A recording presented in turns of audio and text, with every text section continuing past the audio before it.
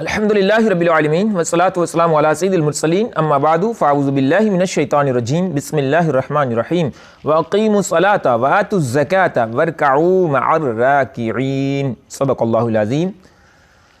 سورہ بقرہ آیت نمبر 43 یعنی 43، ترجمہ کنز العرفان۔ اور نماز قائم رکھو اور زکوٰۃ ادا کرو اور رکوع کرنے والوں کے ساتھ رکوع ادا کرو۔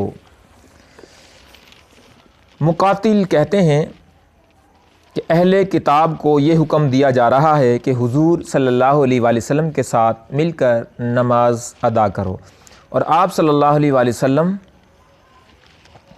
کو اپنے اموال کی زکوٰۃ یعنی ادا کریں، تو یہ حکم دیا جا رہا ہے۔ اور حضرت وکی نے حضرت ابن عباس رضی اللہ تعالی عنہما سے روایت کیا ہے کہ جو چیز نصاب کی مقدار کو پہنچ جائے اس کی زکوٰۃ ادا کرو۔ حضرت حسن کا قول ہے کہ زکوٰۃ اور نماز فرض ہیں، ان کے بغیر اعمال بیکار ہیں۔ تفسیر ابن کثیر کی یہ مختصر سی دو روایتیں جزیات کے ساتھ میں نے پیش کی ہیں۔ اس کے ساتھ ساتھ تفسیر صراط الجنان میں واقیم الصلاۃ، اس کی تفسیر کچھ اس انداز سے بڑی خوبصورت انداز میں پیش کی گئی ہے۔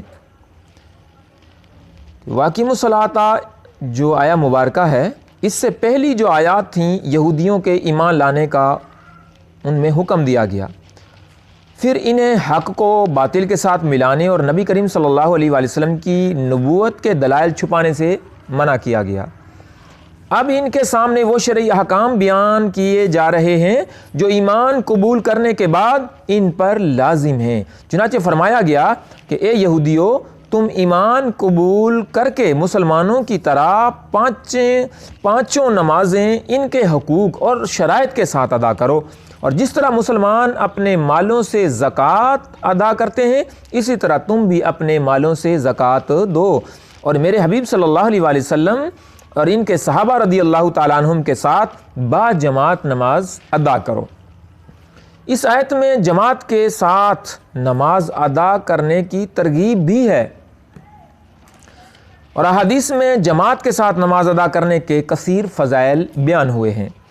حضرت عبداللہ بن عمر رضی اللہ تعالیٰ عنہما سے روایت ہے، نبی کریم صلی اللہ تعالیٰ علیہ وآلہ وسلم نے ارشاد فرمایا، جماعت کے ساتھ نماز پڑھنا تنہا نماز پڑھنے سے 27 درجے فضیلت رکھتا ہے۔ اللہ اکبر۔ بخاری کی حدیث تھی، اور اس کے ساتھ شعب الایمان کی حدیث بھی حضرت عثمان غنی رضی اللہ تعالیٰ عنہ کے غلام حضرت حمران رضی اللہ تعالیٰ عنہ سے روایت ہے۔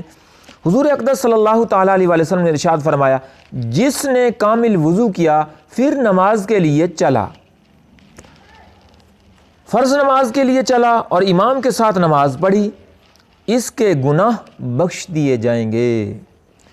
اور اسی طرح ابو داؤد کی حدیث پاک ہے، حضرت ابو ہریرہ رضی اللہ تعالیٰ عنہ سے روایت ہے، حضور پر نور صلی اللہ تعالیٰ علیہ وآلہ وسلم نے ارشاد فرمایا، جو اچھی طرح وضو کر کے مسجد کو جائے اور لوگوں کو اس حالت میں پائے کہ وہ نماز پڑھ چکے ہوں، تو اللہ تعالیٰ اسے بھی جماعت سے نماز پڑھنے والوں کی مثل ثواب دے گا، اور ان کے ثواب میں بھی کوئی کمی نہ ہوگی۔ مسلم شریف کی حدیث پاک حضرت ابو ہریرہ رضی اللہ تعالیٰ عنہ سے روایت ہے، رسول کریم صلی اللہ تعالیٰ علیہ وآلہ وسلم نے ارشاد فرمایا، منافقین پر سب سے زیادہ بھاری فجر اور عشاء کی نماز ہے، اور وہ جانتے کہ اس میں کیا ہے تو گھسٹتے ہوئے آتے، اور بے شک میں نے ارادہ کیا، یعنی حضور نے ارادہ کیا کہ نماز قائم کرنے کا حکم دوں، پھر کسی کو حکم فرماؤں کہ لوگوں کو نماز پڑھائے، اور میں اپنے ہمراہ کچھ لوگوں کو جن کے پاس لکڑیاں کے گٹھے ہوں ان کے پاس لے کر جاؤں جو نماز میں حاضر نہیں ہوتے، اور ان کے گھر ان پر آگ سے جلا دوں۔ اللہ اللہ۔ بزرگان دین کے نزدیک با جماعت نماز ادا کرنے کی اہمیت کس قدر تھی، اس کا اندازہ دو حکایات سے لگایا جا سکتا ہے۔ نمبر ایک تو حضرت عبداللہ بن عمر رضی اللہ تعالیٰ عنہما فرماتے ہیں کہ حضرت عمر فاروق رضی اللہ تعالیٰ عنہ اپنے ایک باغ کی طرف تشریف لے گئے۔ جب واپس ہوئے تو لوگ نماز عصر ادا کر چکے تھے۔ یہ دیکھ کر آپ رضی اللہ تعالی عنہ نے انا للہ و انا الیہ راجعون پڑھا اور ارشاد فرمایا، میری عصر کی جماعت فوت ہو گئی ہے، لہٰذا میں تمہیں گواہ بناتا ہوں کہ میرا باغ مساکین پر صدقہ ہے تاکہ یہ اس کام کا کفارہ ہو جائے۔ اللہ اللہ۔ دوسری قید حضرت حاتم اصم رحمۃ اللہ تعالی علیہ فرماتے ہیں، ایک مرتبہ میری با جماعت نماز فوت ہو گئی تو حضرت ابو اسحاق بخاری رحمۃ اللہ تعالی علیہ کے علاوہ کسی نے میری تعزیت نہ کی، اور اگر میرا بچہ فوت ہو جاتا تو 10,000 سے زیادہ افراد مجھ سے تعزیت کرتے، کیونکہ لوگوں کے نزدیک دینی نقصان دنیاوی نقصان سے کم تر ہے۔ اللہ کی پناہ۔ اللہ تعالیٰ سب مسلمانوں کو با جماعت نماز ادا کرنے کی توفیق عطا فرمائے، آمین بجاہ خاتم النبیین صلی اللہ تعالیٰ علیہ وآلہ وسلم۔